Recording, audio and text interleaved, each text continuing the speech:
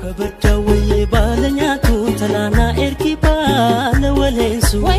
Bakabdawee wandarasu talana erki wana jabesu Hagugatin waye lagachisa aha hidanare wadaroda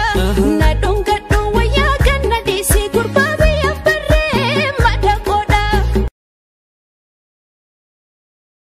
Kabadawee balanyatu talana erki bala walensu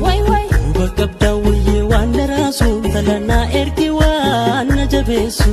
Hagugatin waye lagachisa aha hidanare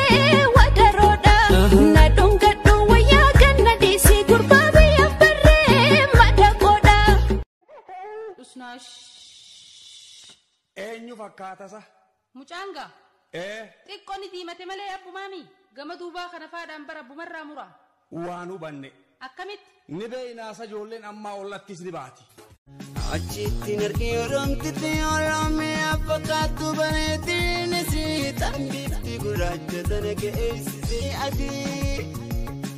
itti siqee ati eenyu jee gaafannaan ya oromoo lijeenaan jette kokkooflaanee Bititee oisu jee gaafannaan wallo kammi seena yettu lolchaa garee finfinnee oromiyaan odgatee Afan walalu shiitti gaddite mataa buufte imimmaan ardaafte safuu miti afan walalu nishii kan beeytu walii galaa ammaan barsiisu afaan abbaashi leelaas taffiree shaggooyi amma lelelelelele leelaas taffiree shaggooyi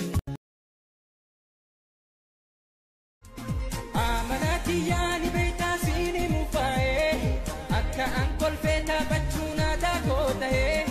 kalbi hinta si waswasan barwan jire shakki nimbe wal amantan yo wajibare